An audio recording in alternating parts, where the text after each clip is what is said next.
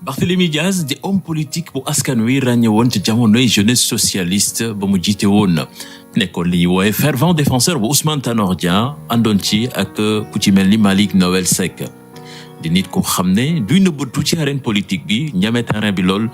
di wax lu mu xalaat te ragal lu ci dara loolu sax dem ba di ko jural ay tolof bokk na ci daan juróom benn weeri kaso yi ñu ko tegoon ci li ñu wax ni ab outrage à magistrat la ginnaaw bi ñu daanee Khalifa Sall ci coowal caisse d'avance bi waaye tey jii coow jib fële ca cour d'appel bu Kaolack di mel ni la mu doon wax moom maire bu Mermoz Sacré-Cœur du waxu ku daanu ci saret moom Barthélémy Dias dañu koy faral di dégg tamit ci yenn question d'actualité yi yëngal askan wi bu ci mel ni coowal suuf bi lëmbee réew mi doomu Jean-Paul Dias bi yëkkati woon kàddu ni njiitu APR moom Macky Sall ba muy tabax siège au partem amul permis de construire. J'ai eu à le dire. Ce n'est pas le moment de faire de la politique. Personne ne m'a entendu critiquer le président Macky Sall depuis combien de mois. Mais aujourd'hui, que voulez-vous que je vous dise? Dans un pays comme le Sénégal, quand le président Macky Sall construit le siège de l'APR sans permis de construire. Barthélémy Dias nag du ci confrontation rek lañ koy faral di dégg ndaxte bi ñu duggee ci mbas mi njiitu réew mi di woote résilience bokk na ci maire yi njëkk a génne xaalis jàppale askan wi ngir rek ñu mën a xeex loolu di coronavirus bi.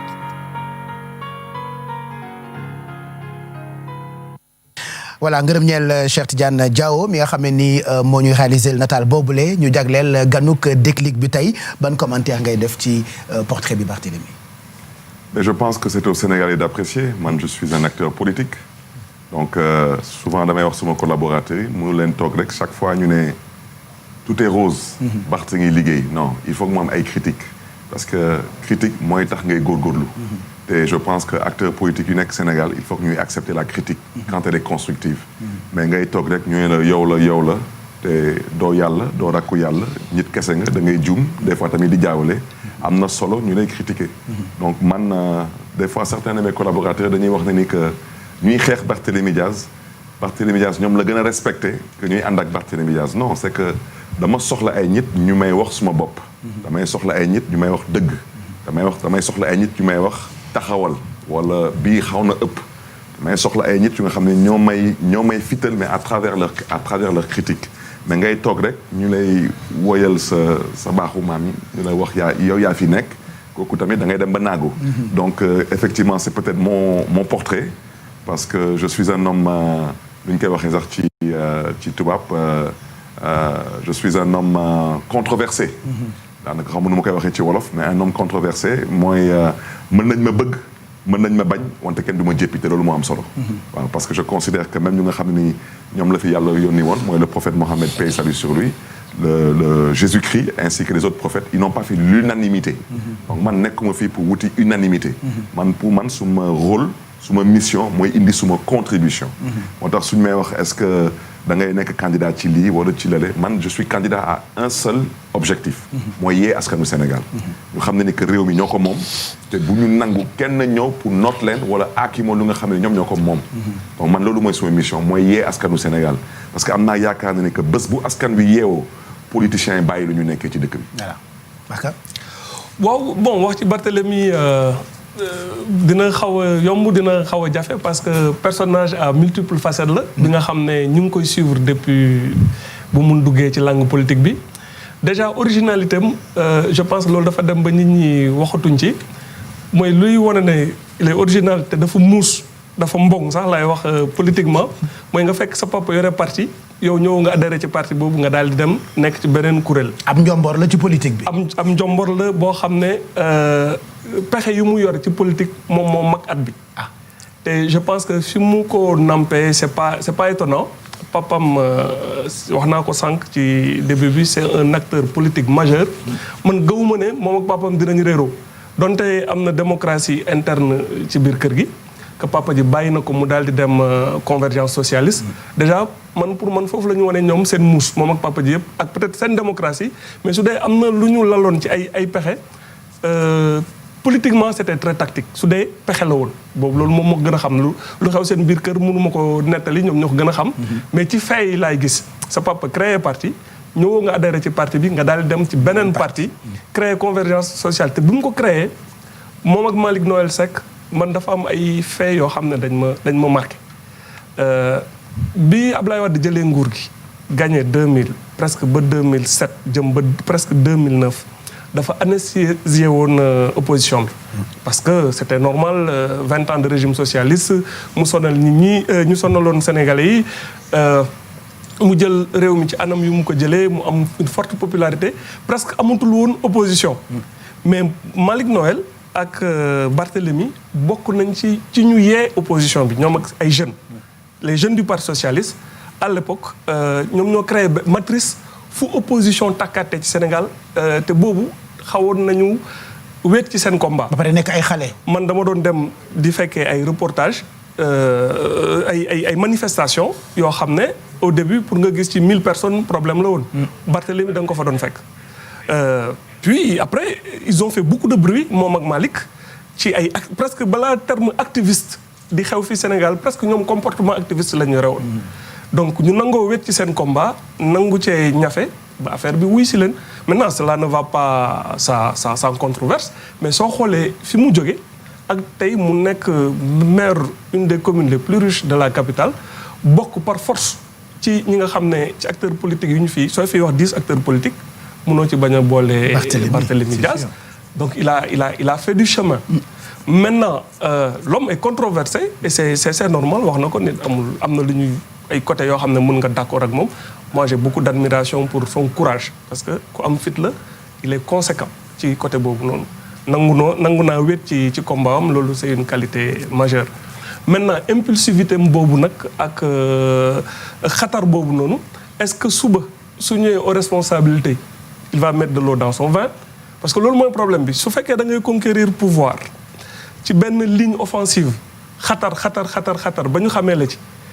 soo nekkee aux responsabilités mënoo continuer ci xatar boobu par définition parce que léegi bokk nga ñu nga xam ne dañu yore ay responsabilités réew est-ce que bu boobaa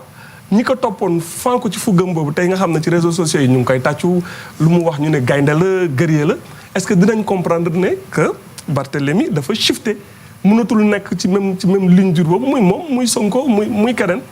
ça peut être très séduisant soo nekkee jeune nga am xatar et loolu moom moo baax ci démocratie c'est une très bonne chose une des meilleures choses yu ñu arrivé mooy que des jeunes daal di jël seen responsabilité bousculer classe politique bi di wax lu xew ci réew bi di dénoncer loolu day dundal démocratie kenn mënu ko bañ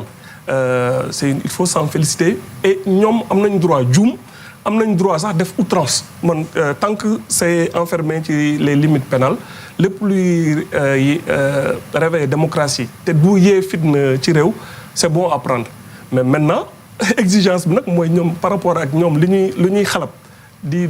xataraayu suñ demee aux responsabilités est-ce que déjà dinañ nekk ay démocrates mooy nangu mu am seen rakk yi wala léegi ñu nekk ci opposition bi di leen xalab ñoom nu ñu doon xalabee. jóg fité comme ni ñu fité woon. dinañ leen fité comme nu ñu leen doon fital comme ni ñu doon fitalee nit ñi wala nu ñu leen doon xalabee mais aussi est-ce que transparence bu ñuy woote bi dinañ ko jëf parce que ils sont issus tamit ci benn culture politique boo xam ne dafa am. culture pàccoo culture mbokk culture copain moom il parle souvent de copain et de coquin. est-ce que moom su demee au pouvoir du dem jël waa Baobab wala waa Mermoz wala je sais pas ay xaritam jox leen ay marché ci suuf on ne sait pas encore ñu ngi koy xool di ko suivre nu ma toogee nii tey di ko apprécier positivement naan lii ak lii la def ci ay jolare politique suba tamit su defee safan ba ñaan nañu yàlla su fekkee yàlla bay nañ fi ñu mun ko toog mu rendre compte aussi. voilà tungu ne du teew ñu nataal. je pense que commentaire bi gudd na y a des questions y a des avis lan nga ciy wax Barthélemy. mais c'est objectif. Ouais. C'est ce que j'appelle les critiques constructives. wante effectivement man maa ngi suma deuxième mandat de maire je crois que mandat bi sax jeex na donc je suis dans ma 11e année. mais doo mës a gis ku sant Diaz wala ku sant Lopez mooy suma santu yaay bu mës a am marché suma mairie benn amul bu ci topp tamit waa Sicap Baobab fu ma juddoo yaroo fa dëkk fa ñu ngi may dégg. mais am na Diaz wala Lopez bu liggéey ci biir mairie. amul ok parce que kooku moom lay xeex ci dëkk bi. ensuite je pense que damay joxe ay bourses plus de 100 millions de bourses je pense que amul kenn ku sant Diaz wala ku sant Lopez ku mën a yëkkati loxoom ne mës na jot ci bourse yi. on peut vérifier bu ci des tamit tous mes amis d'enfance ñu ngi may dégg à Baobab même benn marché wu 1000 francs kenn mësu ko gagné ci mairie bi bon ceci étant dit ce n'est pas interdit mais je pense que lu nga wax par cas c'est très objectif c'est très constructif et puis je crois que loolu ñëpp noonu ci bàyyi xel bu ci des wax na ko ñun ba ñuy xeex contre le régime libéral d'abord effectivement il y avait 40 ans de régime socialiste président Abdoulaye Wade te ñu noot ko nangul parce que ponkal la ci politique il faut le lui reconnaître l'histoire politique du Sénégal kenn mënu ko bind te doo ci tudd Abdoulaye Wade parce que su ñuy tudd tey démocratie Sénégal lu Abdoulaye Wade xeex en tant qu'opposant je pense que même ñun ñii ñu nga xam ne ni tey ñu ngi opposé wu lu bëri dañ koy daal nag copier ci moom ay en termes de stratégie te ba ñuy xeex contre régime Abdoulaye Wade lu bëri dañ ko copier ci nu président Abdoulaye Wade doon xeexee et on a seulement collé dans notre stratégie donc c'était pour dire que moo xam ñu ma àndaloon dans la conférence socialiste Malick Noël Seck effectivement il s'est beaucoup battu même si après nos chemins malheureusement sont séparés mais il reste mon ami parce que politique du loolu moo tax ñu xamante man ak moom leneen moo tax ñu xamante ñun ba ñu ñëwee on s'est dit que Abdoulaye Wade mythe la woon c'était un mythe pour les Sénégalais nga xeex opposition presque un quart de siècle nga accéder au pouvoir par la voie démocratique te jamono yooyu lu ñu doon dégg fépp fu ñuy dem Sénégal bàyyi leen góor gi mu liggéey donc mythe boobu il fallait qu'on le casse et je l'ai toujours dit nee naa Abdoulaye Wade en grande partie lu ko daaneel du ñun en grande partie lu ko daaneel moom moo daaneel boppam te malheureusement lu may gis tey ak nguur gi c'est la même erreur parce que tey man je suis le premier à le dire je suis de l'opposition mais je ne sens pas d'opposition moo tax suñu may wax waxu statut de chef de l'opposition damay rey parce que tey Macky Sall mooy opposition wu boppam APR mooy opposition wu APR te loolu moo am parce que tey su ngeen xoolee ba Macky Sall ngeen jégal ma ci kàddu yi bu mu dëppee kees yi ba ne moo gagné second mandat bi mais wax leen ma ban opposant Sénégal moo fi posé un acte d'opposant ci waxin wala ci jëfin